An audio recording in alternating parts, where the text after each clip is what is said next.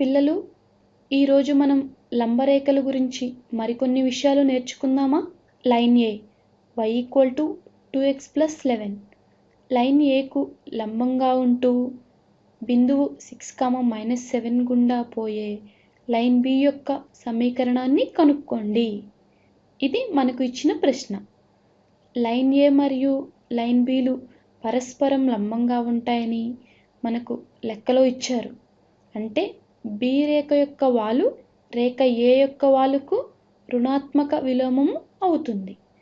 అంటే మనకు రేఖ బి యొక్క వాలు కావాలంటే ముందు రేఖ ఏ యొక్క వాలును కనుక్కొని దానికి నెగటివ్ ఇన్వర్స్ కనుక్కుంటే అది రేఖ బి యొక్క వాలు అవుతుంది. కాబట్టి మనకి వాలు వస్తుంది మరియు ఒక బిందువు 6, -7 ఇచ్చారు. ఈ రెండిటిని ఉపయోగించి రేఖ బి యొక్క సమీకరణాన్ని కనుక్కోవచ్చు. సరే, రేఖ ఏ యొక్క వాలు ఎంత? రేఖ ఏ యొక్క సమీకరణం డైరెక్ట్గా వాలు అంతరఖండ రూపంలో ఉంది. కాబట్టి రేఖ ఏ యొక్క వాలు 2. ఇది mx + b ఫామ్లో ఉంది కదా, కాబట్టి వాలు m = 2 అవుతుంది. Slope of line A = 2. రేఖ బి యొక్క స్లోప్ ఎంత అవుతుంది? రేఖ ఏ మరియు రేఖ బిలు పరస్పరం లంబంగా ఉంటాయని లెక్కలో ఇచ్చారు. కాబట్టి రేఖ బి యొక్క వాలు రేఖ ఏ యొక్క వాలుకు నెగటివ్ ఇన్వర్స్ అవుతుంది కదా. 2కు విలోమం 1/2. నెగటివ్ ఇన్వర్స్ లేదా ఋణాత్మక విలోమము అంటే -1/2 అవుతుంది. Therefore, B's slope = -1/2. రేఖ బి యొక్క సమీకరణం y = వాలు -1/2x ప్లస్ y-ఇంటర్సెప్ట్ b.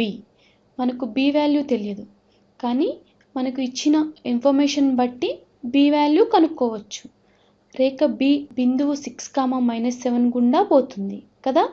అంటే x = 6 అయినప్పుడు y = -7 అవుతుంది. 6, -7 ఈక్వేషన్లో సబ్స్టిట్యూట్ చేయగా -7 = -1/2 × 6 + b. 2 6లో 3 టైమ్స్ పోతుంది. అంటే -7 = -3 + b. ఇరువైపులా 3ని యాడ్ చేస్తే మనకు b వాల్యూ వస్తుంది. Therefore, b = -7 + 3. b = -4. Therefore, y-ఇంటర్సెప్ట్ b = -4 వచ్చింది.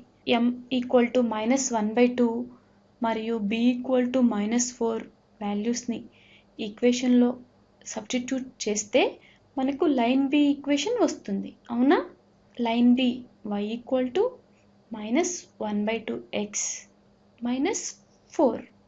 -1/2 అంటే వాలు m, 4 అంటే y-ఇంటర్సెప్ట్ b = -4. ఇదే మనకు కావలసిన సమీకరణం.